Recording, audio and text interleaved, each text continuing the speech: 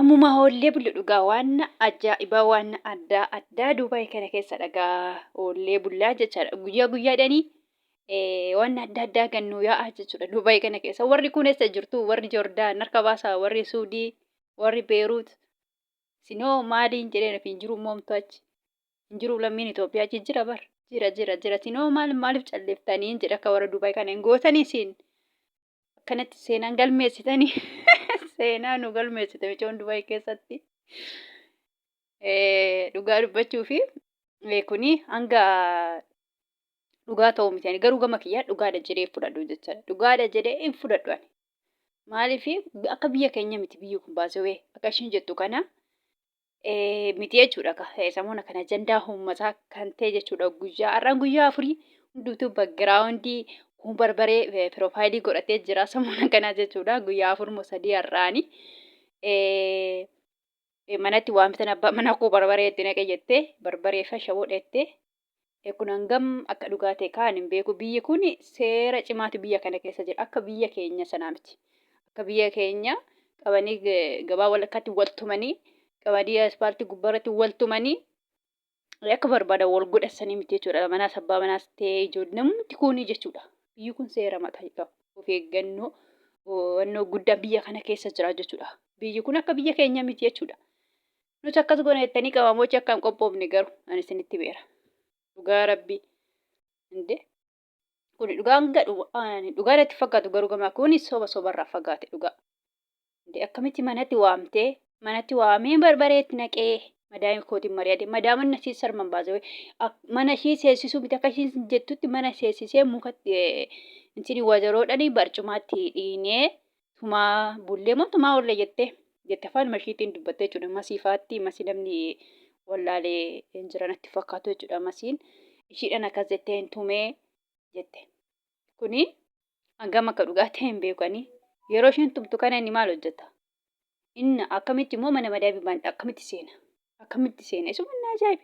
Yeroo ishiin jettutti inni juusii fi uffata fidatee dhufee jettee uffata qayyaratu ta'uu malu kan bijaamaa halkanii bulla madaa'imtoo mana hin jirtu jedheeni kanatti dhufee jettee idoon kuni gama kiyyaatti dhugaadha jedhee fudhadhu dhugaa dubbachuu fi innoo akkamitti dhaqa isheen waagootu innoo akkamitti dhaqa isheen odoo waamtee nuun dhaqu warri dhiiraa hin dhaqu garuu abbaa manaa ishee akkana gochuun gaarii miti maaliif borurree yoo tare isa dhiiftee kan biraatti yoo rumtirree dhiiruma lamaan jiru.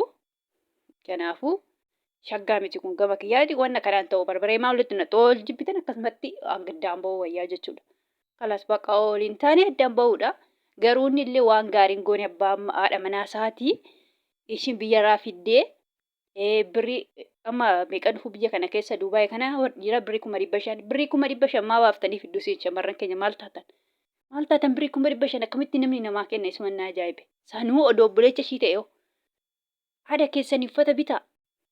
Mana ijaaraa fi warra keessanii bakka warra ishii garagartee ilaaltu warri dhugaa rabbii uffata bitaa fi mana tokko qabaatanii qabuumi biraa ijaaraa fi mana laba'aa godhatan. Namni irree ilaalee ullaan irree eebeluun tallee eebeluu sun mana akkanatti ijaartee fi siniin jedha.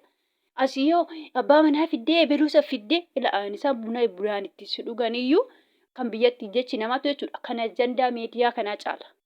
Dhugaa rabbii. Oomma warra keetti warra si eebbisa bakka haadhiillee baankee illee si eebbisan wantalli keenya kana nu goote siin jedhu malee maal nu goote erga deemtee waggaa manaatti siin jedhan. Kanaafuu ofitti deebi'aa meeshaa shamarran keenya ofitti deebi'aa birrii waa kana birrii 500 baastanii birrii 400 baastanii 400 hin jiru 450 waa kana baastanii fidina. Abbaa manaa keessan isa barbaade haa ta'u obboleessa keessanoo ta'e haa ta'u. Obboleessa keetti waan feesoo ta'e fudhataa jechuudha sarara. Kanatti obboleessi ofii akka dallaa nama hin godhu. Kuni kana amma isheen akka isheen jettutti biyyarraa fiddeeti birrii biyyarraa fiddeeti hojii wayii galchite hojiin natti ulfaate jennaani mana ijaazaatti galchite. Mana ijaazaa san keessatti baasii meeqatti itti baha? Manni ijaazaa hin kaffalama jedhan kaanullee hin beeknu warri beekanii manni ijaazaa sun ji'a kaffalama jedhan waan amma kaffalan hin beekanii. Achitti immoo nyaata of danda'u ofumaaf of danda'u jedhan. Ishiin amma akka isheen jettutti qamisii koo baaseen itti gurgureette.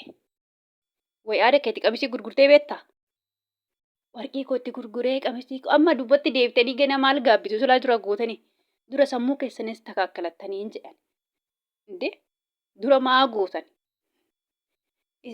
Qamisii kootti baasee gurgure amma kun maal faayidaa qaba ittiin nama arrabsu turtii qamisii baastee itti gurgurtee qamisii baasee itti gurguree warqii kootti gurguree tananii namni narraa bitayyuu hin jira jettee masiifaadhaan. Shamarran keenya booda of eeggannoo godhaa. Maan isin hin bilbiltoomtanii amma yoomitti? Kun amma kun wannoo maalitti barbarooti nattee inni boodu fayyaa. Kalaas ati birrii kee dhabdee birrii waa kana. Sanuu birrii ani biyyaarraa fidee birrii 500 meeqa? Kan mana ijaazaatti balleessitee meeqa? Kan iqaama ittiin baastee meeqa iqaamarra hojjisiistee fira. Iqaamanirraa Duubaay kana keessatti birrii 9,000 hojjetama. Dirhama 9,000. Olitti meeqa ta'a? Ammas maali warra keessan gargaarree? Isumatu na dhibee shamarran abbaa manaa kooti jettee maalii kooti jettee biyyarraa fiddam kuni maaliif warra keessan gargaara? Eessa jiru warri keessan beektu sina? Dhugaa rabbi warra keessan maaliif hin gargaara? Akkamatti birrii akkanatti hojjennee dhugaa aduu kana keessa Duubaay kana akka malee ho'aa jira. Guyyaa dhugaa dubbachuuf baqa. Barandaa dhiqanuuniyyuu barandaan qulqulleessuun hangam akka namatti ulfaatoo isaa jechuudha. Baay'ee ho'aa jira dhugaa samoona kana. Baay'ee ho'aa jira jechuudha keessattuu jechuudha. Keessattuu warroonni yaala gadi babbaatanii baay'ee ho'a. Akkanatti ho'a kana keessatti mana namaa keessatti gola namaa keessatti akkatti gubattanii gaafa immoo birrii waa kana birrii mana guddatu baastanii itti fiddeen asitti annoo jettan nama ajaa'ibdan dhugaa waaqa. Yoo itti mana hin dhagaane garuu mucayyoon kun barumsa guddaa isin haa taatu. Dhugaa dubbachuuf taanaan jechuudha. Yeroo hundayyuu akkana godhanii kun dheengada yoo kana tokko fooqarraa of darbatte jedhanii hanga ammaarree isaan immoo murraa nama immoo barbareetti darbanii hunduu piroofaayilii godhatanii gootitti keenya siijaarraa. Ammallee borurreen akkanatti tokko kootuti mana madaamitti waameetti barbaade naqa jedheeti qaallitti galtala. Qaallitti seentu mucayyoon yookaan sobde. Qaallitti seentu sinin jedhe warra abbaa manaa biraasii qabdanii qoonni sana akkasitti fiddanii too akka mucayyoo kanas hin godhee jechuudha. Kun waan dhugaadha jedhee fudhadhu garuu dhugaa teessoo akkanas hin godhe barbareetti naqa abbaa manaa koo gaafa dhufe jettee akka qaallitti of hin buusne. Biyya kana keessatti seerri cimaadha.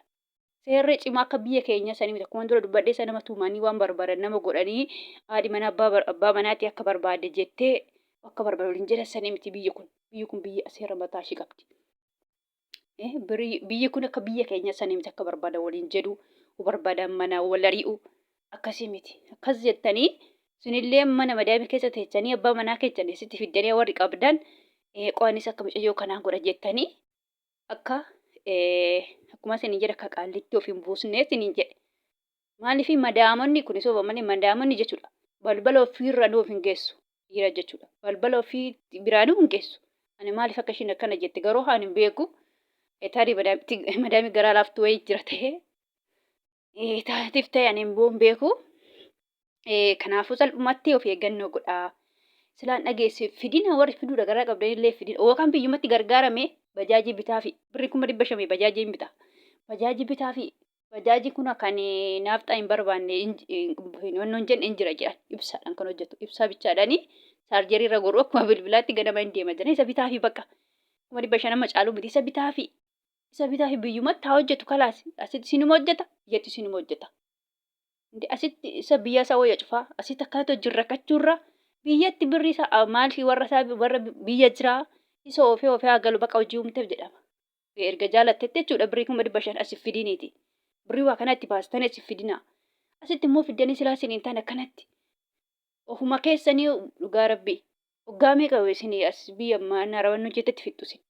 Maal jechuudha. Kanaaf ofitti hin deebi'aa. Keessattuu immoo jechuun kan feeyyuu haa ta'u daa'ima yoo wajjin qabaatan haa ta'u warroota meeqa akkana godhe kan daa'ima biyyaa wajjin qaban as fidanii yaada keeti jedhanitti hambadanillee hin jiru. Isheen kun amma wajjin daa'ima qabduyyuu fakkaattu ta'e kan hin beeku garuu kanaaf akkasii kan biraa masirra deemtanii jechuudha. Dhugaa tiktok kana keessattuu jechuudha. Siidaa dhaabna fi gootittii keenya maalii keenya jettanii jala deemtan kun boru immoo tokkos akkasan godha jettee anas na jeju jedhanii fiddanii manatti waamtanii jechuudha. Akkana godha jettanii akka godii of hin goone. Kana sanitti maal dhugaa dhaamsi koo kana dhaamsi guddaan akka miicoo sanitti naanis akkanatti barbareetti naqa. Kanatti na aarsa jettanii annoon jedhina annoo kun barbaree irraa waan nama isaa fidee dhufee jechuudha. Gaa'in bareeda boola jaallalanii baay'ee nama marara. Kanaaf akkasatti ni jedha faamilii. Egaa nagaa waaqayyoo isin dagannee nagaa waaqayyoo isiniif haa ta'u.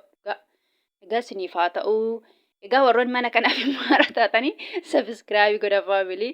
Sheerii laayikii godha dhugaa nan dagadhee. Maaliif innoo keessan galee jecha dhugaa waan akkanaa abbaa manaa irratti akkana gochuun shaggaa miti. Dhugaa waaqayyoo shaggaa miti. Akkasii isin jedha egaa viidiyoo karaa kana fakkaata viidiyoo birootiin hanga walitti deebinutti nagaan naaf tura.